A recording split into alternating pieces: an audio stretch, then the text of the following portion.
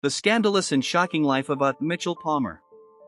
Unveil Palmer, a prominent early 20th century American political figure, is best known as the Attorney General behind the infamous Palmer raids. Yet, his life and career encompass various scandals and lesser-known shocking incidents. This video explores 10 of the most scandalous and surprising facts about Palmer, shedding light on his controversial actions and the tumultuous time he lived in. Fact number 1. Early life and personal life. Palmer's early life was marked by academic excellence and a rapid rise in politics. Born in Moosehead, Pennsylvania, on May 4, 1872, Palmer excelled in school and attended Swarthmore College, a Quaker institution, where he was known for his oratory skills and leadership qualities. He graduated in 1891 and quickly made a name for himself as a promising young lawyer. Palmer's Quaker upbringing and education seemingly influenced his initial stance on civil liberties, making his later actions as Attorney General all the more paradoxical. Palmer married Roberta Dixon in 1898, and they had 2 children, Mary and Alexander. Roberta was known for her strong personality and was actively involved in her husband's political career. The family lived in Stroudsburg, Pennsylvania, and later in Washington, D.C., during Palmer's tenure as Attorney General. Despite his busy political life, Palmer was known to be a devoted family man, often seen spending quality time with his wife and children. Number 2. The bombing of Palmer's home. On the night of June 2, 1919, Unveil Palmer, the U.S. Attorney General, became a direct victim of the anti-establishment fervor sweeping through the United States. His residence in Washington, D.C. was targeted in a bombing orchestrated by Italian anarchist Carlo Valdinosi, who perished when the bomb he was planting prematurely exploded. The force of the explosion was so significant that it not only demolished the front of Palmer's house but also shattered windows across the street. Amidst the chaos, Palmer and his family narrowly escaped physical harm, though the psychological impact was profound. Reflecting on the incident, Palmer later remarked, "If I had not been here, my wife and children would have been blown to pieces."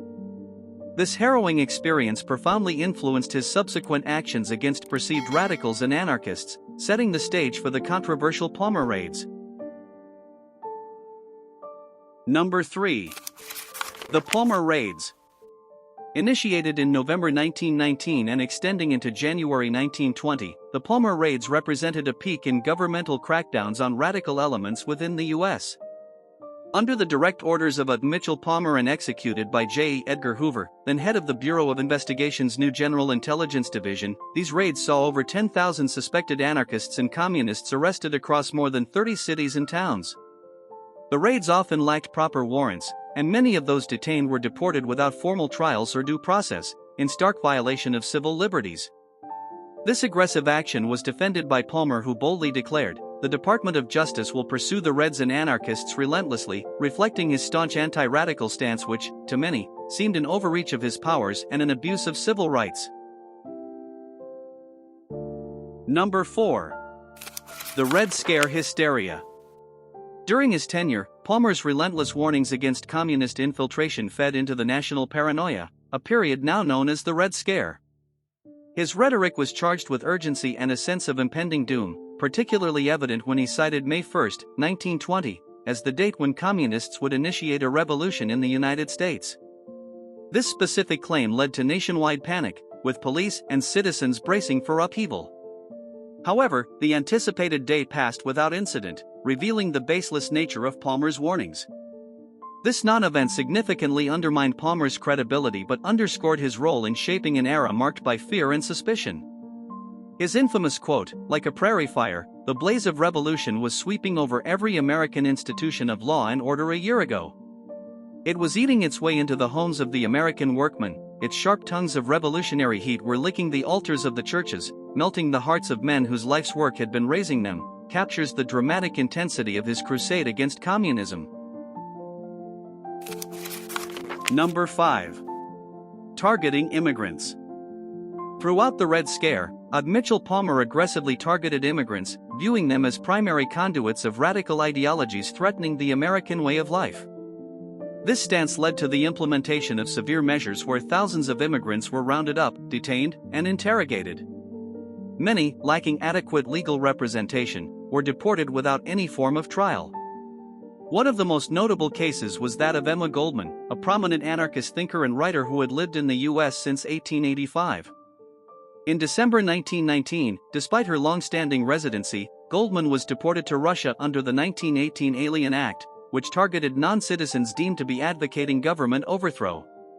Palmer defended these actions with the assertion that the chief task of the Department of Justice is to arrest aliens and to deport them. It is not a question of crime, but a question of government policy. His approach was widely criticized for its xenophobic undertones and the sweeping generalization that painted immigrants as a monolithic threat. Number 6. Political ambitions and downfall. Unveil Palmer's aspirations extended beyond his role as Attorney General, with a clear aim for the presidency. His campaign for the Democratic nomination in 1920 leveraged his hardline anti-communist stance, hoping it would resonate with public fears about radicalism. However, the excessive zeal displayed during the Palmer raids backfired, causing significant political fallout. The public and political spheres criticized his methods as overly authoritarian and fear-driven, which alienated many potential supporters. At the Democratic National Convention, his presidential bid floundered, receiving scant support. A delegate at the convention encapsulated the sentiment, noting, "Palmer's fear-mongering did more to hurt his chances than help." The damage to his political reputation was irreparable, and he faded from national political prominence thereafter, serving as a cautionary tale of the perils of leveraging fear for political gain. Number 7. The Quaker Paradox.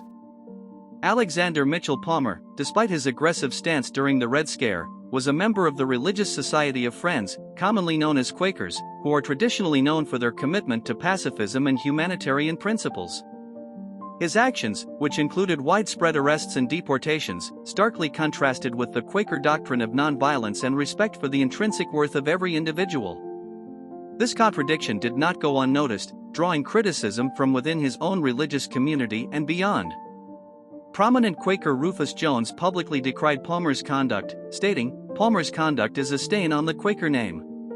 This sentiment was echoed by many who found Palmer's actions fundamentally at odds with his professed Quaker beliefs, further complicating his public and historical image as a paradox between personal faith and professional actions. Number 8. Secret ties with anarchist leaders. Persistent rumors suggest that Mitchell Palmer, despite publicly condemning anarchists, secretly maintained communications with anarchist leaders. These allegations imply that Palmer used these connections to fabricate threats that he would later publicly neutralize, thereby reinforcing his tough anti-radical stance. Though never proven, these rumors painted Palmer as engaging in a deceptive strategy to enhance his political influence by orchestrating crises. This aspect of Palmer's legacy remains controversial, casting long-standing doubts on the genuineness of his anti-anarchist efforts and adding a layer of intrigue to his historical reputation. Number 9. The overlooked civil liberties violation. Mitchell Palmer's time as Attorney General saw significant civil liberties violations, especially during the Palmer raids. These actions, marked by a lack of proper warrants and numerous unlawful detentions, demonstrated a stark disregard for constitutional rights. Many were subjected to harsh interrogations and deported without due process, sparking widespread criticism. In reaction to these abuses, the American Civil Liberties Union, ACLU, was founded in 1920 to defend the civil liberties compromised by Palmer's aggressive policies. The ACLU's creation reflects the profound and lasting impact of these policies on civil rights advocacy in America. Number 10. The failed Mayday prediction. Mitchell Palmer's infamous prediction of a radical uprising on May 1, 1920, fueled a national frenzy under the Red Scare. Across the U.S., heightened security measures were implemented, with the public prepared for supposed violent upheavals. However, when Mayday passed uneventfully, Palmer faced severe backlash for his baseless claims, undermining his credibility. The media, including a pointed headline from the New York Times, "Palmer sees Red Revolution, Public sees Farce," criticized him for using fear as a political tool. This incident not only questioned his judgment but also intensified skepticism about his intentions and methods.